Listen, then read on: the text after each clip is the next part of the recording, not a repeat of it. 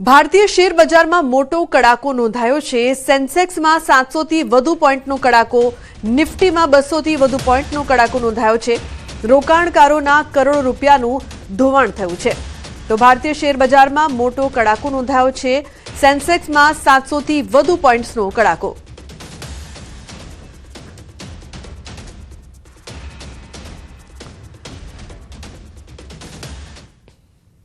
સુરતના જ્વેલરી વેપારીઓ માટે હાલ પરિસ્થિતિ ચિંતાજનક બની છે। યુદ્ધની અસરના કારણે ખાડી દેશો અને ઇઝરાયલમાં થતા લગભગ 30% એક્સપોર્ટ પર માઠી અસર થવાની ભીતિ ઊભી થઈ છે। એર કાર્ગો સ્પેસ બંધ થતા પાર્સલ અને કન્ટેનર અટવાઈ ગયા છે, જ્યારે ખાડી દેશોમાં ગયેલા કેટલાક વેપારીઓ પણ ફસાઈ ગયા હોવાનું જાણવા મળે છે।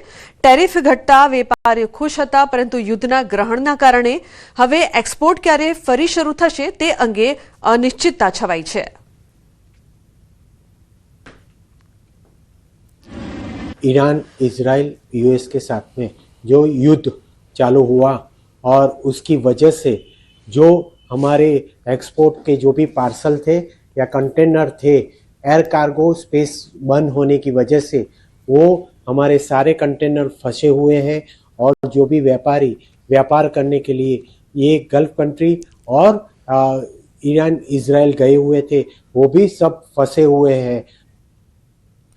આ દરમિયાન પીએમ મોદીની અધ્યક્ષતામાં સીસીએસની બેઠક મળી હતી। પશ્ચિમ એશિયાની પરિસ્થિતિ, ભારતીય સુરક્ષા અંગે ચિંતા સહિતની બાબતો અંગે સીસીએસની આ બેઠક મળી છે। અમિત શાહ, રાજનાથસિંહ, નિર્મલા સીતારમણ સહિતના લોકો આ બેઠકમાં ઉપસ્થિત રહ્યા। આ બેઠકમાં પશ્ચિમ એશિયાની પરિસ્થિતિની સમીક્ષા કરવામાં આવી। 28 ફેબ્રુઆરીએ ઈરાનમાં થયેલા હવાઈ હુમલા અને ત્યારબાદ તણાવમાં થયેલા વધારા અંગે સરકારને માહિતી આપવામાં આવી। ગલ્ફ દેશોમાં થયેલા હુમલાઓ પર પણ ચર્ચા કરવામાં આવી છે। તો સીસીએસે ત્યાં મોટી સંખ્યામાં રહેતા ભારતીયોની સલામતી અંગે ગંભીર ચિંતા વ્યક્ત કરી છે। ભારતીય મુસાફરોને પડતી મુશ્કેલીઓ અને પરીક્ષા આપતા વિદ્યાર્થીઓને પડતી મુશ્કેલીઓ અંગે પણ ચર્ચા કરવામાં આવી છે। તો બેઠકમાં પ્રાદેશિક સુરક્ષા અને વેપાર પર થતી અસરની પણ સમીક્ષા કરવામાં આવી છે। સીસીએસે તમામ સંબંધિત વિભાગોને અસરગ્રસ્ત ભારતીય નાગરિકોને શક્ય તેટલી વહેલી તકે તમામ સહાય પૂરી પાડવા નિર્દેશ આપ્યો છે। તો તણાવને શક્ય તેટલી વહેલી તકે ઓછો કરવામાં આવે તેવી પણ તાકીદ કરી છે।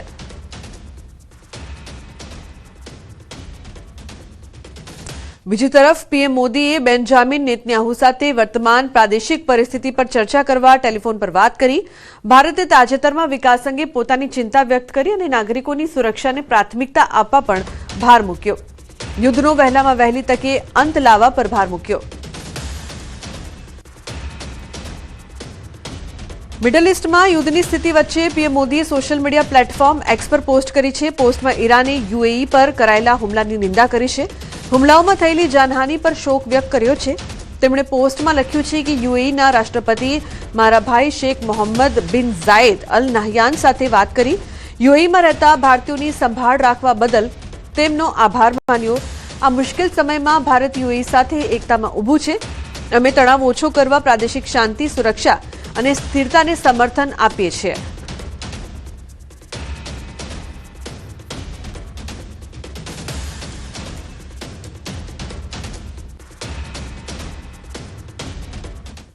અન્ય સમાચાર અમરેલીથી ટ્રક અને બાઇક વચ્ચે અકસ્માત, લીલિયા નજીક અકસ્માતમાં 3ના મોત થયા છે। મૃતકોમાં 2 યુવાન તેમજ 6 વર્ષના માસૂમ બાળકનો સમાવેશ। ભયાનક અકસ્માતના પગલે મોટી સંખ્યામાં લોકો ઘટના સ્થળે ભેગા થયા। ગંભીર રીતે ઘાયલ વ્યક્તિને સારવાર અર્થે હોસ્પિટલ ખસેડાયો છે। હોળીના તહેવાર પહેલા જ આ ગંભીર અકસ્માતથી વિસ્તારમાં અરેરાટી છવાઈ છે।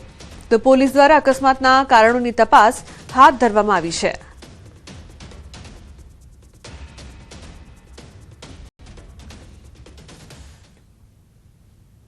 અન્ય સમાચાર સુરતથી બીઆરટીએસ રૂટમાં દોડતા બેફામ વાહનો, ખાનગી વાહનોનો બીઆરટીએસ રૂટમાં અકસ્માત।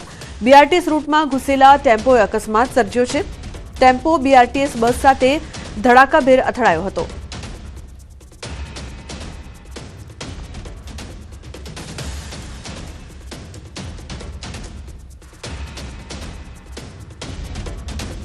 ટેમ્પો બીઆરટીએસ બસ સાથે ધડાકાભેર અથડાયો હતો। સુરતમાં બીઆરટીએસ રૂટમાં દોડતા બેફામ વાહનો અકસ્માત અવારનવાર અહીં થઈ રહ્યા છે અને આ અકસ્માતના દ્રશ્યો ખાનગી વાહનોનો બીઆરટીએસ રૂટમાં અકસ્માત થયો છે।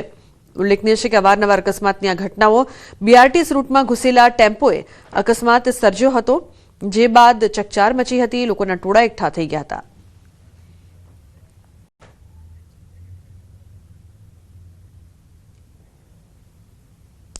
રાજકોટના જેતપુરથી માતા પિતા માટે લાલબત્તી સમાન કિસ્સો સામે આવ્યો છે. 3 વર્ષની માસૂમ બાળકી અમાયરા રમતા રમતા 5 રૂપિયાનો સિક્કો ગળી ગઈ. બાળકીની તબિયત બગડતા પરિવારજનોના જીવ તાળવે ચોંટ્યા. તાત્કાલિક તેઓ બાળકીને લઈ જેતપુર સરકારી હોસ્પિટલ પહોંચ્યા હતા. તો હોસ્પિટલમાં ફરજ પરના તબીબોએ બાળકીની તપાસ શરૂ કરી. સિક્કો શરીરના કયા ભાગમાં અટવાયો છે તે જાણવા માટે એક્સરે કરવામાં આવ્યું અને રિપોર્ટના આધારે યોગ્ય સારવાર આપવામાં આવી. આ બનાવ તમામ વાલીઓ માટે બોધપાઠ સમાન છે કે નાના બાળકોને સિક્કા કે મોઢામાં નાખી શકે તેવી નાની વસ્તુઓથી દૂર રાખવી અત્યંત જરૂરી છે.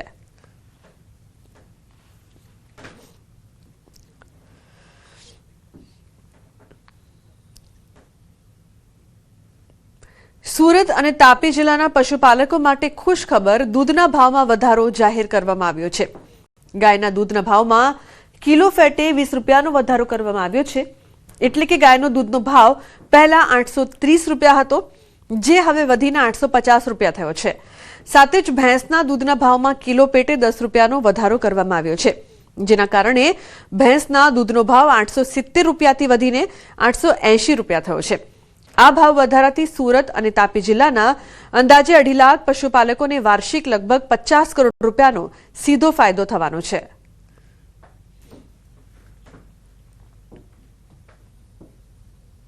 દૂધ અને ખાસ કરીને ભેંસ અને ગાયના દૂધના ભાવમાં વધારો કરવામાં આવ્યો છે.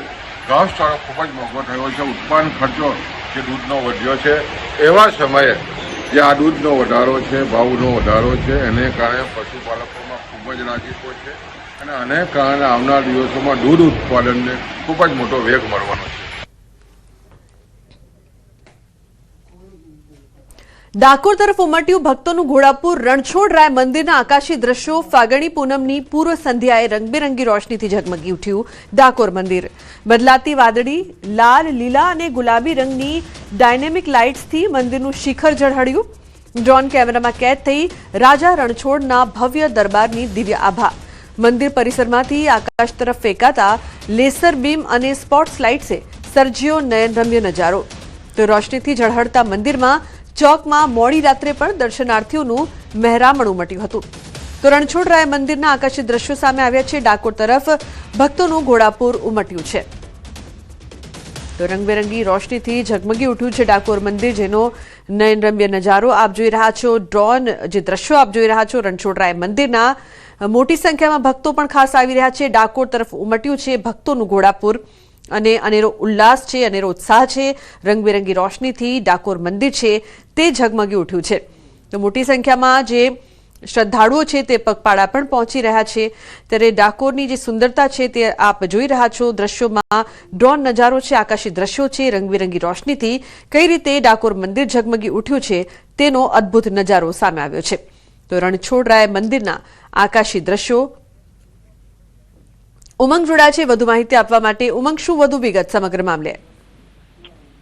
હેલો, બિલકુલ ચોક્કસ રીતના વાત કરું તો જે પ્રકારે ડાકોરની અંદર ફાગણી ઉત્સવ જે અત્યારે ઉજવવામાં આવી રહ્યો છે, તેની અંદર ગુજરાતભરમાંથી લાખો ભક્તો આવતા હોય છે. જે સમગ્ર મંદિર પરિસર છે તે અલગ અલગ રોશની અત્યારે જરૂરી છે. મહત્વની વાત કરવામાં આવે તો મંદિર પરિસરને અલગ અલગ કલરની લાલ, લીલી, પૂરી અલગ અલગ જે સારથી લાઇટો છે, ટેકનોલોજી લાઇટનો ઉપયોગ કરી અને સમગ્ર મંદિર પરિસરને શણગારવામાં આવ્યું છે. બીજી બાજુ સમગ્ર ગુજરાતભરમાંથી લાખો હરિભક્તો ડાકોર પગપાળા આવતા હોય છે. અત્યાર સુધીમાં 2 લાખથી વધુ શ્રદ્ધાળુઓએ ડાકોરના ઠાકોરના દર્શન કર્યા છે. આજે પણ સમગ્ર દિવસ દરમિયાન મંદિર ખુલ્લું રહેશે. આવતીકાલે સૌથી મહત્વની વાત કરો, આવતીકાલે ચંદ્રગ્રહણ હોય અને પૂનમ પણ હોય, પરંતુ આજે રાત્રે 2 વાગે મંદિર ખુલ્લી જશે અને 2:45 કલાકે અત્યારના ઇતિહાસમાં સૌથી પહેલી વાર ડાકોરની અંદર મોડી રાત્રે 2:45 કલાકે મંગળા આરતી થશે અને બીજા દિવસે બપોરે 2 વાગે દર્શનાર્થીઓ બંધ થશે. જી લુબના. જી બિલકુલ ઉમંગ, આભાર સમગ્ર માહિતી બદલ. મહેમદાબાદના સિદ્ધિવિનાયક મંદિર ખાતે હોળીના પાવન પર્વે ભવ્ય આયોજન કરાયું છે. દર વર્ષની પરંપરા મુજબ આ વર્ષે પણ મંદિરમાં 21 ફૂટ ઊંચી વૈદિક હોળી તૈયાર કરવામાં આવી છે. મંદિરના આચાર્ય સૂર્યપ્રકાશ મિશ્રાના જણાવ્યા અનુસાર છેલ્લા 11 વર્ષથી અહીં હોલિકા દહન સાથે ધાર્મિક અને સાંસ્કૃતિક કાર્યક્રમો યોજાઈ રહ્યા છે. આ હોડીની ખાસિયત એ છે કે તે સંપૂર્ણપણે ઇકો ફ્રેન્ડલી છે. તેમાં કોઈ હાનિકારક કેમિકલનો ઉપયોગ કરવામાં આવ્યો નથી, પરંતુ ઔષધીય લાકડા, કપૂર, ઘી અને પ્રાકૃતિક વનસ્પતિઓનો ઉપયોગ કરવામાં આવ્યો છે, જે પર્યાવરણ અને સ્વાસ્થ્ય માટે લાભદાયક માનવામાં આવે છે. સોમવારે સાંજે 7:30 કલાકે આ ભવ્ય હોડીનું પ્રાગટ્ય કરવામાં આવશે.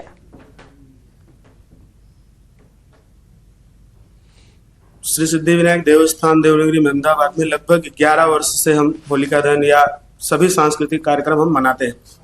यहाँ भी 21 फुट की होलिका दहन का एक भव्य आयोजन किया गया है, जो कि 7:30 बजे को होलिका दहन का प्रागट्य उत्सव मनाया जाएगा.